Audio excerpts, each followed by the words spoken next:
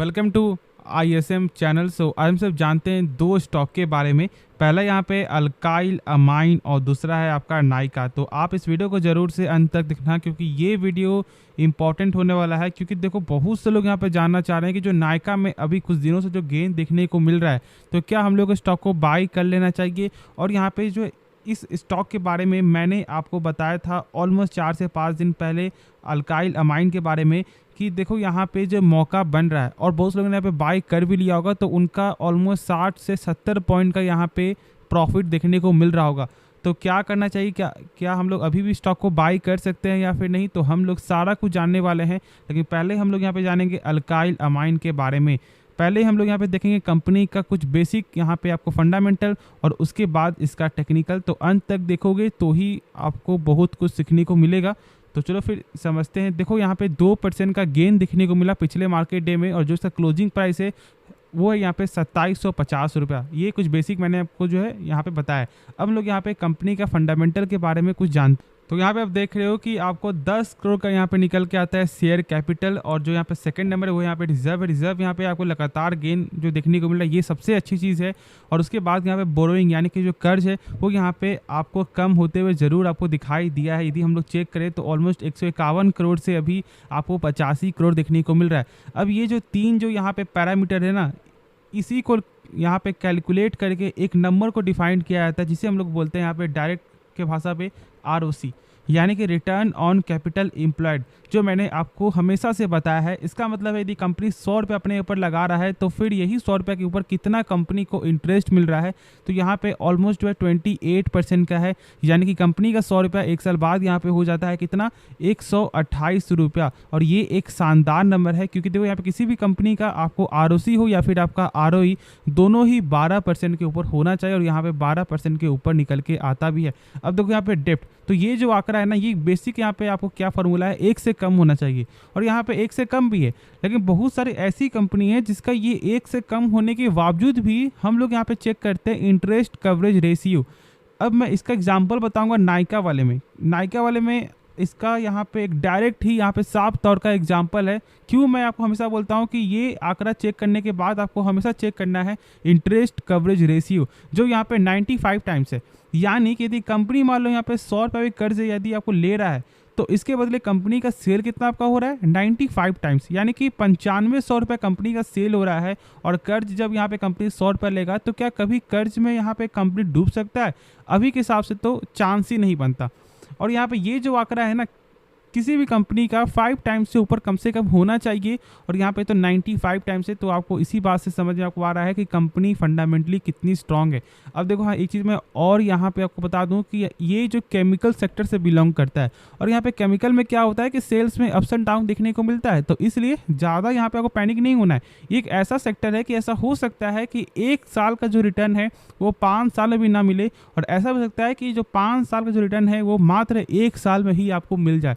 तो ये दोनों चीज़ ये कंपनी पॉसिबिलिटी आपको रखता है, और इस चीज़ को आपको समझना है। ये एक बेसिक है जो मैंने आपके साथ शेयर किया, कि बहुत से लोग यहाँ पे डर जाते हैं, तो डरने की कोई ज़रूरत नहीं है। अब हम लोग यहाँ पे इसका टेक्निकल समझते हैं कि यहाँ पे टेक्निकल क्या बता रहा है। आप यहाँ पे देख रहे हो कि यहाँ पे अभी के हिसाब से 2642 का एक सपोर्ट निकल के आ रहा है।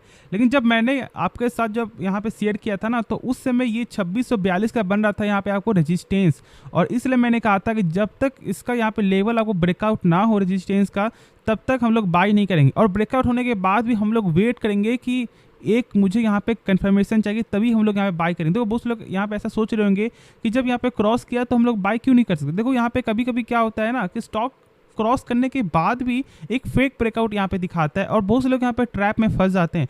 तो आप हमेशा कोशिश करो कि जब कोई स्टॉक आपको जो ब्रेकआउट करे ना, तो उसके ऊपर यहाँ पे जरूर से क्लोजिंग होना चाहिए नेक्स्ट कैंडल को, उसके बाद ही आप लोग यहाँ पे बाई करना बाइंग साइड में। अब देखो, ये आपको 100% नहीं है कि ये आपको सही होगा। अब जानते हो कि कोई भी नहीं जानता आपको यहाँ पे 100% कि वो स्टॉक ऊपर ही जाएगा, लेकिन हाँ 90% केस में आपको यही चीज़ देखने को मिलता है कि कंफर्मेशन चाहिए ही चाहिए। और मैंने आपके साथ शेयर इसलिए किया था क्योंकि बहुत लंबे समय से स्टॉक आपको इस लेवल को ब्रेकआउट यहाँ पे नहीं कर पाया था, और जैसे ही ब्रेकआउट आपका हुआ, स्टॉक में यहाँ पे बाइंग आपको देखने को मिला है। तो अभी यदि आपने बाई किया हुआ है ना, तो आपको कम से कम नहीं भी तो 80 पॉइंट का या फिर 70 पॉइंट का जरूर से प्रॉफिट हो रहा होगा। तो आप यहाँ पे होल्ड करके चलो। अब आप जो लोग यहाँ पे सोचे फ्रेश एंट्री के लिए, तो देखो फ्रेश एंट्री आप यहाँ पे ले सकते हो। लेकिन हाँ, यहाँ पे स्टॉप लॉस को क्या मेंटेन करना है जानते हो? कौन सा यहाँ पे आपको होगा स्टॉप लॉस? स्टॉप लॉस यहाँ पे आपका होगा ऑलमोस्ट यहाँ पे 2710 के रेंज में। इस लेवल को बिल्कुल भी आपको यहाँ पे इग्नोर नहीं करना है, क्योंकि यदि ये लेवल टूटता है ना तो ऑलमोस्ट यहाँ पे 2650 तक का भी लेवल आपको ये स्टॉक दिखा सकता है। और उसके बाद फिर ऐसा हो सकता है कि यहाँ पे एक बार टेस्ट ले और उसके बाद यहाँ पे स्टॉक ऊपर जाते हुए दिखाई दे। ऐसा बहुत बार पॉसिबिलिटी ये होता है और इस चीज़ को समझना है। लेकिन देखो ये साफ तौर से बुलिश का साइन है, आपको जरूर से होल्ड करना है और यदि बाय भी करना है ना तो स्टॉप लॉस यहाँ पे क्रिएट करके चलना। लेकिन हाँ, ये एक बुलिश का ही साइन मुझे यहाँ पे साफ तौर से नज़र आ रहा है। बाकी आपका क्या यहाँ पे बयान है वो आप कमेंट में जरूर से बताना। अब हम लोग यहाँ पे नेक्स्ट स्टॉक के बारे में समझते हैं। तो स्टॉक का नाम है नायका। अब देखो नायका के बारे में मैंने आपके साथ हमेशा शेयर किया है कि कंपनी का जो बिजनेस है ना उसमें कोई भी खराबी नहीं है। क्यों? क्योंकि देखो एक ऐसा बिजनेस ये कंपनी आपको काम करता है, इस एक ऐसा काम है ना जो लॉन्ग टर्म में आपको ये सस्टेन करते हुए दिखाई देगा। लेकिन अभी उतना ज़्यादा यहाँ पे इसका मार्जिन क्यों नहीं बढ़ रहा है और ये इतना ज़्यादा गिरावट में क्यों है? क्योंकि साफ तौर से यहाँ पे है कंपटीशन। बड़े बड़े यहाँ पे मार्केट प्लेयर है जैसे कि फ्लिपकार्ट है और आपका यहाँ पे अमेज़ॉन है। और यदि आपको मान लो कि मार्केट में जब आपको सर्वाइव करना है या फिर आपको आगे ही निकलना है तो जो कंपटीटर जो आपको प्राइस दे रहा है उससे सस्ते प्राइस में आपको कस्टमर को देना पड़ेगा, तभी कस्टमर आपके साइट में विजिट करेंगे।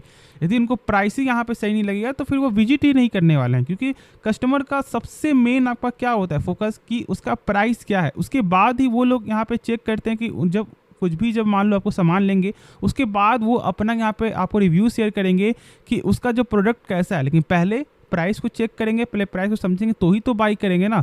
तो ये सबसे बेसिक आपका होता है और इसलिए यहाँ पे नायका अपने प्रॉफिट मार्जिन को कम कर रहा है। लेकिन शेयर मार्केट में ऐसा नहीं होता।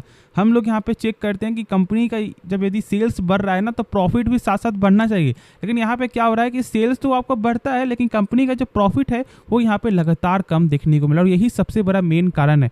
अब हम लोग यहाँ पे ये जानेंगे कि क्या शॉर्ट टर्म के लिए बाई करना चाहिए नहीं करना चाहिए। लेकिन उससे पहले कुछ बेसिक इसका फंडामेंटल देखो जिससे आपको खुद ही मालूम चल जाए कि क्या हम लोग यहाँ पे लॉन्ग टर्म के लिए क्या अभी बाई कर सकते हैं। देखो शॉर्ट टर्म के लिए मैं आपको बात करूंगा, लेकिन पहले क्या लॉन्ग टर्म के लिए हम लोग बाई कर सकते हैं नहीं कर सकते हैं, उसके लिए आपको फंडामेंटल के बारे में नॉलेज होना चाहिए और हम लोग यहाँ पे जानने वाले। तो आप यहाँ पे देख रहे हो कि मात्र 5.5% का यहाँ पे निकल के आता है कंपनी का ROC, यानी जो कंपनी अपने पर 100 रुपया लगा रहा है ना वो 100 रुपया मात्र एक साल बाद यहाँ पे आपका हो रहा है कितना 105 रुपया 50 पैसा। ये बहुत ही कम ग्रोथ है। अब एक खुद से सोचो कि यदि आप जो है 10,000 रुपये पैसा लगा रहे हो बैंक में, यदि आप डालते हो ठीक है FD करवा रहे हो मान लो, तो वहाँ भी अभी के हिसाब से 7% का आपको रिटर्न मिल रहा है। तो फिर आप खुद से सोचो कि यहाँ पे कंपनी का ग्रोथ ही आपका हो रहा है 5.5% से, तो फिर ये कैसे इसका फंडामेंटल यहाँ पे सही है।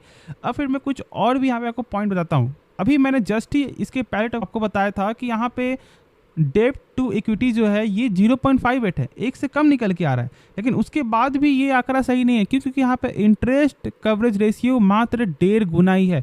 यानी कि यदि कंपनी का कर्ज यदि मान लो 100 रुपये की कंपनी मान लो कर्ज ले रहा है ना तो कंपनी का सेल आपका हो रहा है 151 रुपया। तो एक बार खुद से सोचो कि जब यहाँ पे 100 रुपये का जब सेल्स हो रहा है, जब 100 रुपये कर्ज कंपनी लेगा और कर्ज जब मात्र यहाँ पे 151 रुपया हो रहा है, तो क्या यहाँ पे कभी चांस बन सकता है कि कंपनी डूब सकती है? चांस बन सकता है क्योंकि यहाँ पे सेल्स बहुत ही कम है कर्ज के हिसाब से। तो ये कुछ बेसिक पैरामीटर है, इसलिए मैं आपको यहाँ पे समझा रहा हूँ।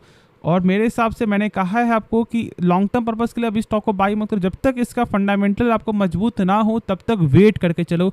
और जिसने बाय किया है ना आपको होल्ड करना है। अब देखो यहाँ पे बाई करने का तो मेरे हिसाब से मैं इसका टेक्निकल आपके साथ शेयर नहीं करता हूँ क्योंकि मुझे ये स्टॉक बिल्कुल भी पसंद अभी के हिसाब से नहीं है। साफ तौर से यहाँ पे मुझे डर आपको बना रहता है कि कहीं ना कहीं स्टॉक में यहाँ पे गिरावट देखने को मिल सकता है और बाई हम लोग तभी करेंगे जब इसका लेवल कम से कम नहीं भी तो 190 प्लस स्टॉक जाए, तो फिर हम लोग इसके बारे में सोच सकते हैं। तब तक के लिए स्टॉक को वेट करके चलो, स्टॉक को बाई मत करो, वही एक सही फैसला होगा। होप ये वीडियो पसंद आया होगा। इस वीडियो में आपको क्या समझ में आया या फिर क्या समझ में नहीं आया आप कमेंट में ज़रूर से बताना। और हाँ, इस वीडियो को लाइक कर सकते हो और इस चैनल को भी सब्सक्राइब कर देना। तो मिलते हैं नेक्स्ट वीडियो में, तो तब तक के लिए धन्यवाद।